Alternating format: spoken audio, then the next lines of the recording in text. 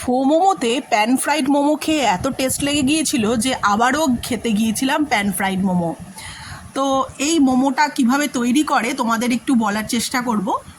প্রথমে স্টিম মোমোগুলোকে সব ফ্রাই করে নিল, ভালো করে ডিপ ফ্রাই করে নিল। তোমরা দেখতে পাচ্ছ কি সুন্দর ডিপ ফ্রাই করছে ওরা, এত সুন্দর লাল লাল করে পুরো ভেজে নিল প্রথমে। আর ফো মোমোর বেশ প্যানটাও ছিল খুব ভালো। তারপরে কড়াইতে তেল দিয়ে তাতে পেঁয়াজ কাটা, ছোট ছোট করে কাটা পেঁয়াজ, তারপরে গার্লিক পেস্ট, তারপরে দিল জিঞ্জার পেস্ট, তারপরে সেজওয়ান সস যেটা ওদের স্পেশালিটি, যেটা ওরা নিজেরা আলাদা করে বানায়, আলাদা করে বানিয়ে রাখে, টমেটো সস, সল্ট দিয়ে ভালো করে ওই ফ্রাইড মোমোগুলোকে ভালো করে টস করে নিল।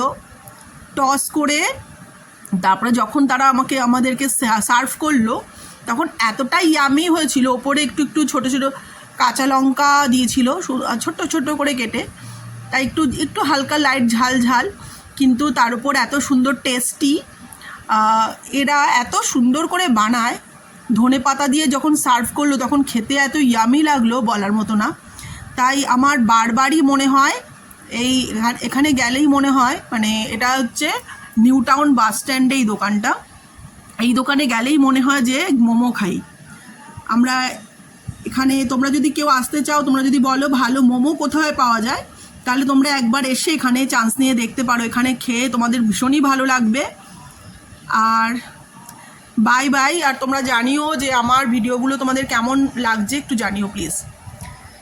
বাই বাই, রাখছি।